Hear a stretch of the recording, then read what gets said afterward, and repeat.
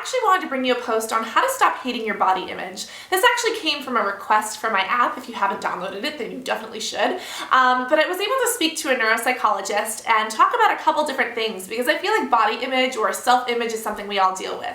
Whether it be your body shape, your height, your size, the way you look, your skin, your physical appearance, it does affect how we perceive ourselves and the way we kind of take on the world. So I wanted to give you a couple tips to loving yourself, and I will put some links in the bottom tab as well that may be of assistance too. But I just wanted to bring you kind of 3 things that you can do right now to kind of identify things and really just get on a way to a better, more self-accepting you. And the first one is to know your body type and embrace it. A lot of body types are genetic. Maybe you have your father's broad shoulders or your mom's hourglass figure and curvy hips. That's not a bad thing. The problem comes into when we compare ourselves to other people who were born differently. If someone was born with stick thin legs, or if someone was born with a really nice bosom and we're comparing ourselves to them, to our friends, to our family, or to a celebrity, when in reality we were built completely differently. I think that a lot of that comparisons is, the root of a lot of unhappiness and something that we definitely do a lot as women and girls.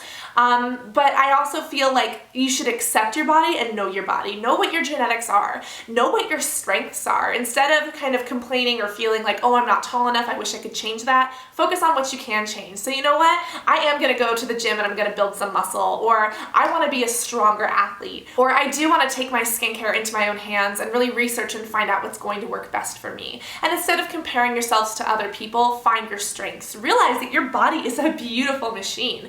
If you're a girl, you have the opportunity to bear life. If you're a guy, you can do amazing things with your body. We all can. And figuring out the benefits of your body and what makes you strong, beautiful, and powerful is the first step to really embracing it and just accept it for what it is. The second thing is to realize that celebrities aren't exactly real people. Celebrities are essentially paid to look a certain way on camera. Whether they're big in the right places, small in the right places, a certain height, a certain look, they are not average people. Hi kitty! We got kitties running around. You see, if I was comparing myself to my cats, I would be a chronically unhappy person because we were just built differently. But celebrities are not the average person, and when we see that up on a screen, it's hard not to compare ourselves to that. It's hard not to feel like that's a beauty standard that we should live into. But in reality, the person who's, on a runway is probably not running a marathon or lifting kids or doing that kind of thing. Or the person who's Arnold Schwarzenegger in a movie, he's probably not taking care of his home, or,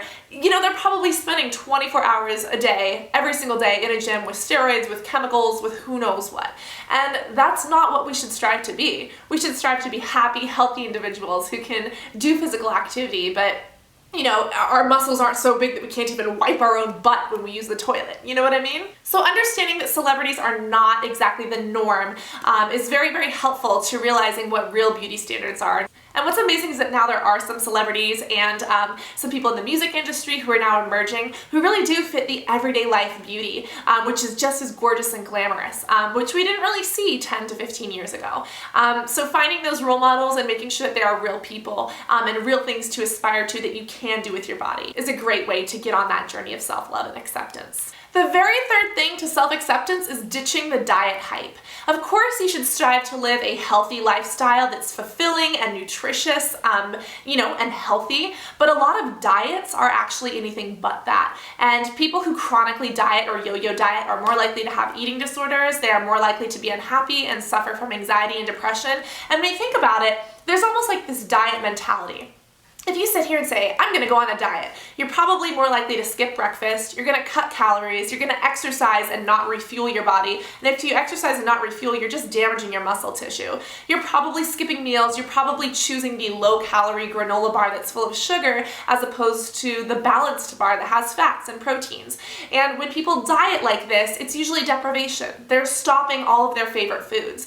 And that's no way to live, either psychologically or physically. So try to get rid of the diets and focus on a healthy lifestyle, not a lifestyle with rules. Because the more rules you put around something, the more constricting it can feel and the more like a diet it is. So if you love pizza, Come on, what is life if you're not going to enjoy pizza or if you love cookies? So instead of denying yourself things, start incorporating those in healthy ways. Have a big healthy salad and an amazing balanced dinner. Go for an amazing walk, and you know what? Enjoy and indulge in those cookies. Enjoy and indulge in that pizza. And don't make it an everyday thing. But for people who diet, they're more likely to completely starve and then binge, and that is definitely not healthy.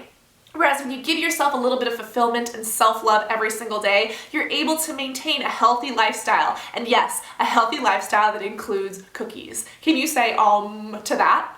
Anyways, guys, these are 3 different tips to stop hating your body image and different things that you can do that I hope really have helped. If you want more neuropsychology information or more information in general, I will leave a whole bunch of links in the bottom tab, but this is something that as girls I feel like we deal with. I know that guys deal with this too. I've spoken about it with friends. And like I said, on my app this was a request, and I really just wanted to identify it since I kind of have those connections, and I felt that this is a really important topic. So if you want to download my app, you definitely should. It's Cassandra Bankson.